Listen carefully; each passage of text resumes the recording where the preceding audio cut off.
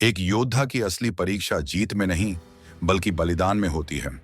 यह कहानी है छत्रपति शिवाजी महाराज के बहादुर सेनापति बाजी प्रभु देशपांडे की, जिनकी अटूट निष्ठा और साहस ने असंभव को किंवदंती में बदल दिया। 1660 में शिवाजी महाराज को पन्हाला किले में सिद्दी जौहर की शक्तिशाली सेनाओं ने घेर लिया था। जब उन्हें कोई अतिरिक्त सहायता नहीं मिली तो उन्होंने सुरक्षित गढ़ विशालगढ़ की ओर जाने की योजना बनाई, लेकिन आदिल शाही सेना को उनकी योजना की भनक लग गई और उन्होंने अपनी सेना को उनका पीछा करने के लिए भेज दिया। दुश्मन तेज था, लेकिन एक आदमी था जो उनके और छत्रपति शिवाजी महाराज के भागने के बीच खड़ा था। बाजी प्रभु देशपांडे। घोड़खिंड के संकरे पहाड़ी दर्रे पर बाजी और उनके 300 बेहतरीन सैनिकों ने बलिदान तक की लड़ाई के लिए तैयारी की।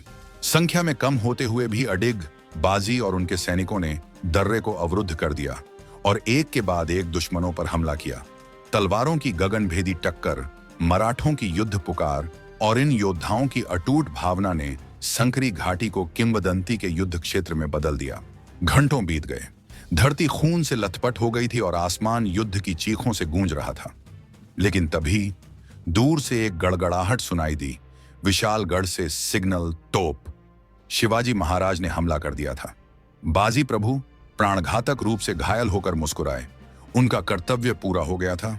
एक आखिरी दहाड़ के साथ वे गिर पड़े, एक योद्धा जो इतिहास में अमर हो गया।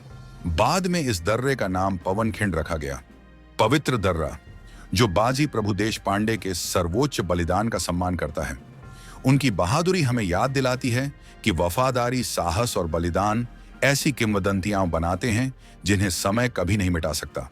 बाजी प्रभु देशपांडे का नाम हर मराठा, हर भारतीय के दिल में जिंदा है। पवनखिंड में उनकी बहादुरी को हमेशा स्वतंत्रता और न्याय की खोज में किए गए बलिदानों के एक शानदार उदाहरण के रूप में याद किया जाएगा। उनकी विरासत सिर्फ इतिहास की किताबों में ही नहीं है, यह हर उस योद्धा की भावना में है जो सम्मान, वफादारी और बलिदान के लिए खड़ा है। जय भवानी, जय शिवाजी।